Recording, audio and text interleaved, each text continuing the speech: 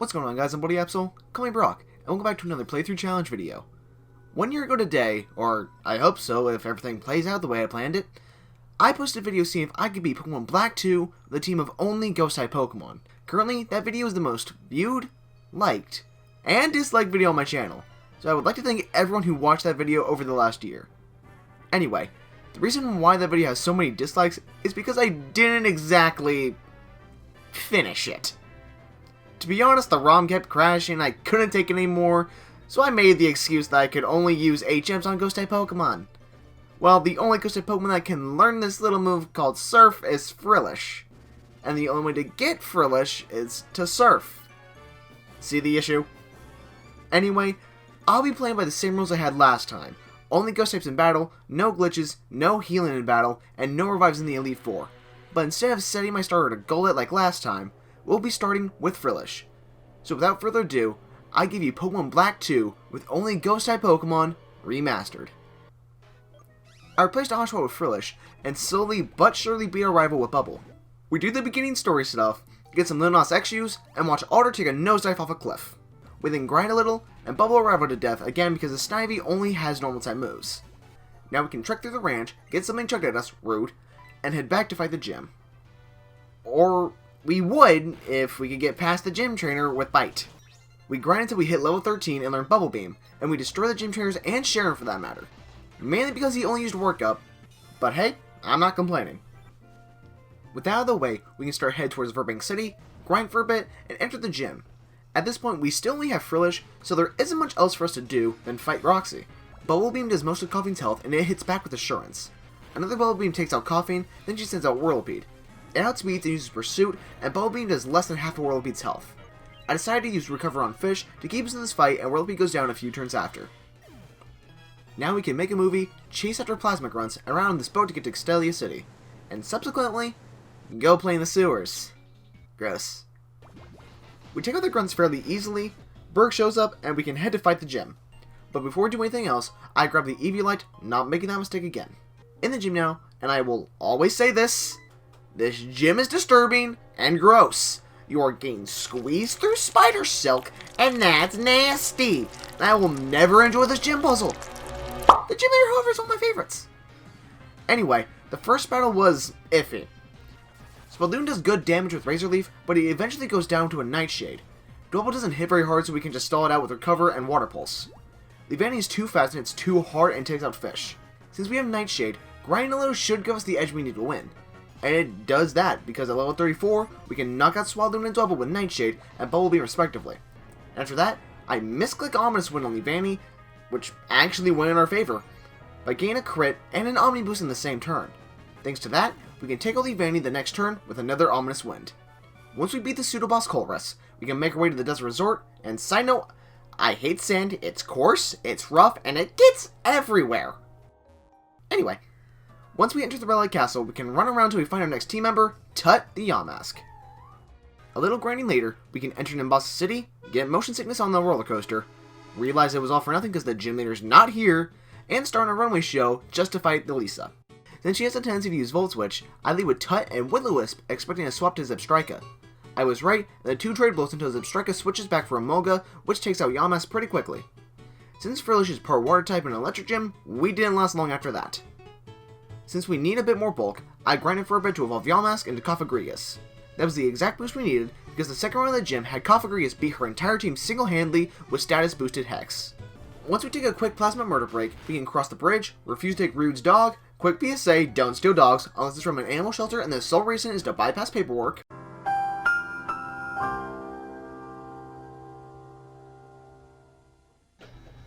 Anyway, we can enter the ground gym, but since one of our Pokemon is a water type and the other is really defensive, I wasn't too worried. And that lack of worry was justified since Frillish took a crunch from Crocorock and knocked it out right after with Bubble Beam. Next, I swapped to Tut to use Will-O-Wisp against Excadrill to cut its attack. Because of that, Excadrill barely does any damage with Rock Slide, and we knock it out with a few Hexes.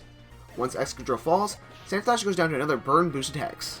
With the badge in hand, we get the PWT stuff out of the way, and we can illegally, that's right, illegally invade Team Plasma's private property. We're the bad guys here.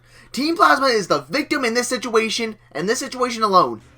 I mean, How bad could they really be? I mean, they're even responsible and they're wearing their masks! On the other hand, the invasion of private property can lead to some window evolution. How else do you explain fish evolving in that fiasco? While that was happening, we got booted off the ship and we can head for the next gym. Once we make our way through the Charstone Cave, we can arrive at Miss Stralton and completely ignore the Ooh, a Master Ball! Anyway, we ignore the professor and run to the Celestial Tower to grab an egg and a candle. With the minus special attack nature. You didn't see anything. Next thing we have to grind up is the very first Litwick we caught into a Lampent. And then we go take on Skyla. Fun fact, if this gym were real, the sound created by those turbines would give us and everyone else organ damage.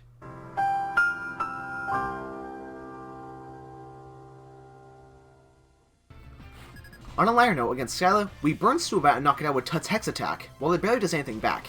When Swanna comes out, it uses Air Slash and takes Cofagrigus down to red health, while we miss a Will-O-Wisp. We send out Fish to deal with the... Okay, well that's not supposed to be... I put Burb instead of Bird. Jesus, I gotta check these more often. Anyway, we send out Fish to deal with the Bird, and 2 Nightshades finish it. Finally, we knock out her Skarmory with Lumiere's Flame Burst and get the Jet Badge.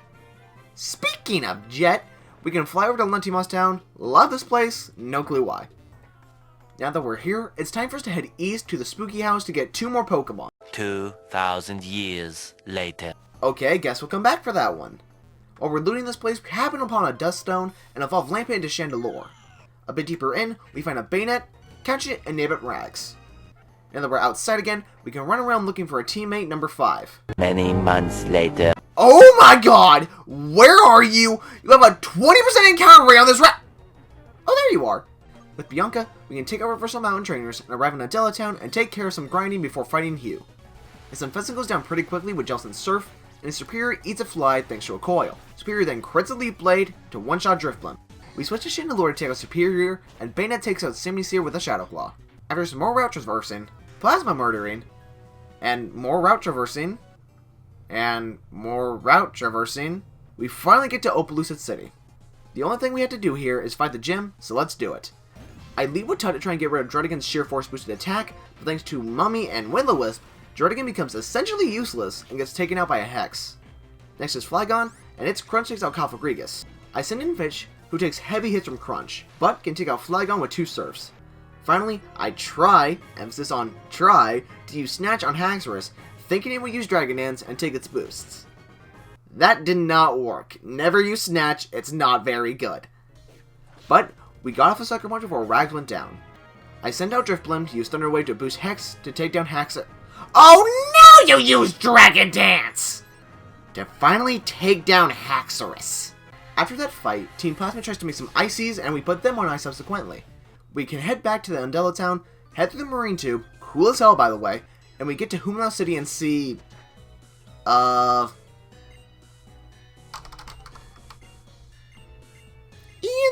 Thorpe come rocking out of the water. Swimmers be built different. Anyway, when we fight him at the gym, we came prepared with an Energy Ball, so Jellicent can one-shot Caracosta, Drifblim can come in and paralyze Jellicent and get off a Hex before getting taken out, and Bayonet can finish it with Shadow Sneak. Finally against Wailord, Jellicent gets paralyzed by a bounce, and it would have gone down if Energy Ball didn't crit the last turn. Now that we're done with that, we can begin the segment where the predecessor to this video ended. Once we make it down to Seaside Cave, we get stopped by a rock. Nice, man. Now we can charge onto the Plasma Frigate and run through the grunts, bedrooms, and admin with dumb names just to get thrown off the boat again. So, we got kicked once, then twice, which means 3rd time's the charm! So we chase after them to the chasm, and it's sweet Santa tentacles that's cold! Once inside the flying boat, we can find Colress, kick his butt, and the Triads too. To finally go and fight don't kill me! You didn't see anything. Against Getsus, we do pretty well against his first few Mons, but then Drapion comes out and gets crits with Sniper boosted Night Slash to shut us down. Thanks to that, and many other failed attempts, I decided to grind most of my team to level 60 or so. When we went back in, Lumiere can one-shot Cofagrigus with Shadow Ball and Cyberto with Energy Ball. When he brings out Drapion, I have Tut use Will-O-Wisp to cut its attack right away. Then once we hit it with a few hexes, it goes down. Electros then goes down to a Shadow Claw from Rags, and Tuskroar gets one-shot by Big Blimpin's Fly. Now at Ghost Dragon, I try to get a Thunder Wave with Rags, but it gets outsped and goes down to a Crunch. I try the same thing with Big Blimpin, but it also gets outsped, but it lives and lands the Thunder Wave. We then land 2 flies because Hydreigon misses a Dragon Rush, but then gets uses a full restore and takes us down the next turn. However, Aftermath and Life Orb damage gives me an idea. Since Lumiere hits the hardest on my team, if we stack a few more Pokemon, a resisted attack may take it down. I send out Tut, thinking it might eat 2 hits, but it gets taken out. I then decide to try with Lumiere. It still gets outsped, but somehow lives a Crunch and takes Hydreigon down. Shannon was a glass cannon. We must have gotten some spare defense EVs from a Tang in the giant chasm or something. After Getsus goes crying in the corner somewhere, Hugh shows up and tells us to go fight the League. Great idea, genius. That's kind of how Pokemon works. Well, we make our way to Victory Road, fight trainers along the way, and once we finally get there, we can find our final team member, Golurk. I caught one and named it Hogarth. Comment down below if you get the reference. And we get to grinding. Once we're good and ready, we head through Victory Road and fight Hugh for the last time. I lead with Tut, but he decides to use Swagger with Unpheasant, kind of forcing me to switch to Fish. He hits 2 Aerial Aces, 1 for a crit, while we hit him with Surf. He then heals, and then we will each other down for a bit, but he then knocks out Fish with another crit. Next, I use Lumiere, trying out speed, but don't, so we waste turns hitting ourselves until Lumiere decides to finally attack and knock out Unpheasant. He switches to Bouffaline and sends out Big Blimpin. Few flies, but the real damage came from Wild Charge Recoil and Aftermath finishing it. Now it's Hogarth versus Simisear, and 1 Earthquake takes it out, but only after it hits us with Flame Burst. Superior then comes out and finishes Hogarth, but Rags comes out to slow it down with Thunder Wave. Rags does well with chipping it down, but falls to a Leaf Blade, and finally I send out Tut to finish things with Hex. With him out of the way, we can enter the Elite Four. We take on Marshall first, and his throw barely lives 2 Surfs, laying a Payback and a Bulldoze in the process. We can then get a crit Surf the second time, which allows us to knock it out the next turn. Next, Rags hits Salt with Thunder Wave and switches to Tut, who finishes things with Hex. Now against Concoder, it can only use Stone Edge across my entire team, so I just chip it down with Hogarth until it goes down. Finally, Lumiere comes out, eats a bounce, and finishes me and Shao with a Flamethrower. The next fight is against the Psychic Trainer Caitlyn. It's Hogarth versus Musharna first, and Shadow Punch almost does it in, but Musharna uses Yawn, heals, then lives another Shadow Punch while Hogarth takes a nap. Luckily, Rags can come out and take it out with a Shadow Claw. I then switch to Big Blimpin against Sigilith and land a super effective Thunderbolt, but it then gets frozen by an Ice Beam, so we had to switch to Lumiere to take it out with a Shadow Ball. When Gothitelle comes out, it also gets one-shot by a Shadow Ball, and Nicholas lives 1, gets off a Psychic, and dies the next turn. Number 3 is Chantal, and Lumiere can one-shot her Cofagrigus with Shadow Ball immediately. When she sends out Golurk, I switch to Fish, who one-shots it with Surf. Next, we have a mirror match with Drifblim, and since Big Blimpin outspeeds, we can beat hers with Thunderbolt. Last is for Chandelure, who I try to fight with Rags, but it gets one-shot by a Shadow Ball. I send out Lumiere for another mirror match, and we outspeed to take hers out. The last member is Grimsley, and I was worried about this one.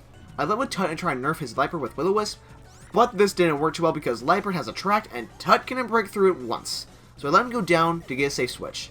I always knew he was a hopeless romantic. Lumiere was able to come out and take it down with Flamethrower and get swapped out again when Crocodile comes out. It lands a big crunch on Fish, while we knock it out with Surf.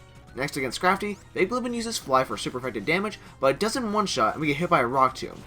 Even with the speed drop, Big Blimpin still outspeeds for the knockout. Lastly against Bisharp, Lumiere comes out and finishes quickly with Flamethrower. Finally, it's time to fight Champion Iris, and it took me more tries than I would like to care to admit. I will mainly struggle getting past Hydreigon and lose Pokemon I needed later in the fight. Then I realized something. Hogarth has Hammer Arm. Only took about 5 battles to figure that one out. One brings Hydreigon to red health and Iris heals. We then get a better roll the next turn to one-shot it. When she sends out Lapras, I use Thunderbolt on Big Blimpin while we get put to sleep. Ice Beam then hits for big damage, but Big Blimpin wakes up to hit another Thunderbolt, but gets a low roll and gets taken out. I send out Lumiere next for a quick Energy Ball to kill, and Fish can handle aggro afterward with Surf. Near the end now, and it's Lumiere versus Haxorus.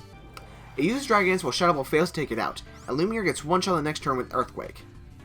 Now against Fish, Haxorus tries to set up again, but falls to another Shadow Ball. Second to last is Archeops, who outspeeds to flinch Fish with a Rock Slide, who gets one shot with Surf. To round things out is Druddigon, and Fish gets off a Shadow Ball before getting knocked out. Finally, Hogarth comes out and outspeeds Druddigon with an Earthquake, taking it out, making us the champion of Unova, with only Ghost-type Pokemon.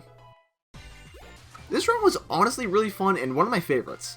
Last time, I mentioned that Grims and Chantal were the wild cards, and considering the fact they were the only 2 members of the Elite Four that we lost a Pokemon to, I stand by that.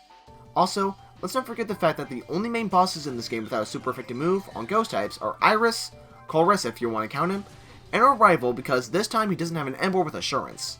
Anyway, this has been more than a year coming, but I guess the big question is, can you beat Pokemon Black 2 with a team of only ghost type Pokemon? And the answer is, yes. Yes you can.